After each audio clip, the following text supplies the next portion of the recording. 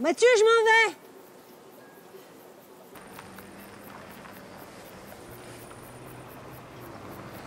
C'est une maman qui n'est pas capable de s'occuper de son fils qui a 13 ans et qui va le laisser à son propre père, qui vit dans une ferme très isolée en moyenne montagne. Et elle abandonne un petit peu son gamin à son grand-père. C'est un film sur la transmission, sur comment réussir à faire en sorte qu'un enfant qui est mal emmanché parce qu'il a manqué d'amour, comment faire en sorte que lui donner, ne pas remplacer ses parents, parce que le grand-père ne peut pas, mais donner peut-être des pistes de réflexion, des ouvertures, l'ouvrir à la nature, l'ouvrir à des choses que le grand-père aime et qui peut lui transmettre, et à travers ça, l'aider à se construire et l'aider à accepter la situation dans laquelle il est. C'est l'adaptation d'un roman, Le Petit Roi de Mathieu Bellesi. Et en fait, c'est un de mes amis, un cinéaste, Didier Nion, qui m'a offert ce livre, parce que j'avais travaillé longtemps sur un projet sur l'adolescence en difficulté, mais quelque chose qui était un peu trop proche sans doute de moi, et j'avais abandonné ce projet, et j'en avais parlé, il m'avait dit bah, tu devrais lire ce livre parce que peut-être que ça te parlera, etc. Et effectivement, j'ai lu le livre et j'ai tout de suite eu envie de l'adapter. Il y a des histoires, il y a des dialogues, il y a plein de situations qui sont dans le film et qui ne sont pas dans le livre. Mais je crois avoir respecté un petit peu ce qui, moi, m'avait plu dans le bouquin, et ce qui était important, en fait, c'est l'âme du roman. Lucie, attends les actions, c'est ça?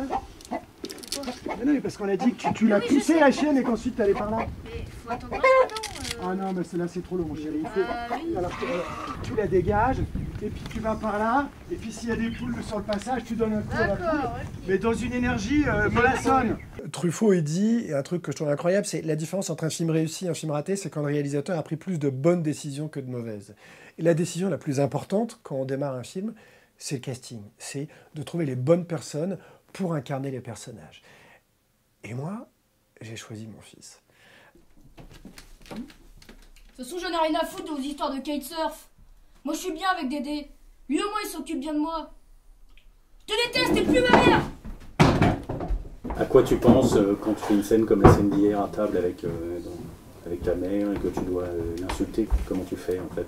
Je pense surtout à la scène qui précède celle-là pour voir dans quelle énergie je suis, et pour savoir ce qui s'est passé avant, si je suis énervé, content, si ça sort comme ça pour rien ou si c'est justifié, des trucs comme ça.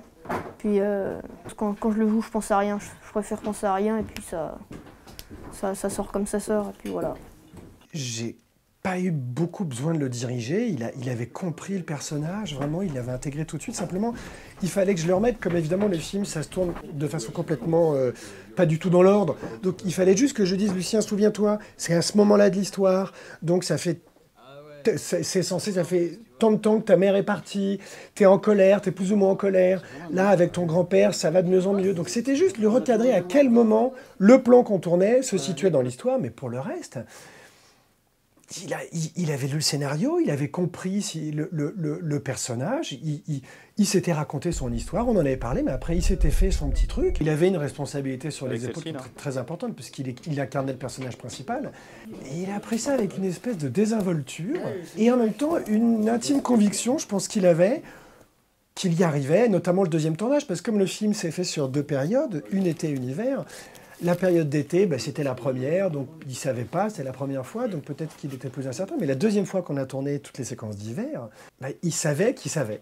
Et il était incroyablement relax, il a profité du tournage, il a profité de l'équipe. On avait le sentiment qu'on faisait quelque chose de bien et on le faisait ensemble, et ça, c'était formidable. Bon, moi je dis c'est bien.